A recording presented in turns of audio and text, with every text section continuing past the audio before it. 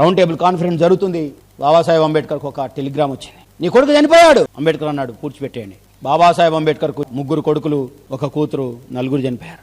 ఎలా చనిపోయారు తెలుసా? వాళ్ళు రక్తహీనత వల్ల, తిండి లేక. ఒక MA, PhD, LLB, బారెట్లా, డిలిట్, భారత కార్మిక శాఖ మంత్రి కొడుకు తిండి లేక చనిపోయాడు. అందరు అడిగారు విలేకరులు, అయ్యో ఏంటయ్యా, ఆఖరికి నీ భార్య కూడా చనిపోయింది కదా, ఏంది నీ పోరాటం?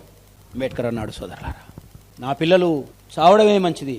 వాళ్లకు కేటాయించవలసిన సమయాన్ని నా జాతి ప్రజల విముక్తి కోసం కేటాయిస్తున్నాను. నా రాబోయే ప్రజలే ముఖ్యం నాకు. ఈ కుల విముక్తి జరగాల. ఈ కులం భయంకరమైంది. ఈ కులం ఉంటే అంటరానితనం ఉంటది. ఈ కులం ఉంటే అసమానత ఉంటది. ఈ కులం ఉంటే డిస్క్రిమినేషన్ ఉంటది. ఈ కులం ఉంటే ఇన్సల్ట్ ఉంటది. కులంలో ప్రజాస్వామ్యం ఉండదు. ఇది పోవాలి అంటే ఎవడో ఒకటి త్యాగం చేయాలి. ఆ సాక్రిఫికేషన్ నేను చేస్తాను. అందుకే తన సందేశాన్ని ఇస్తాడు, struggle and more struggle, sacrifice and more sacrifice.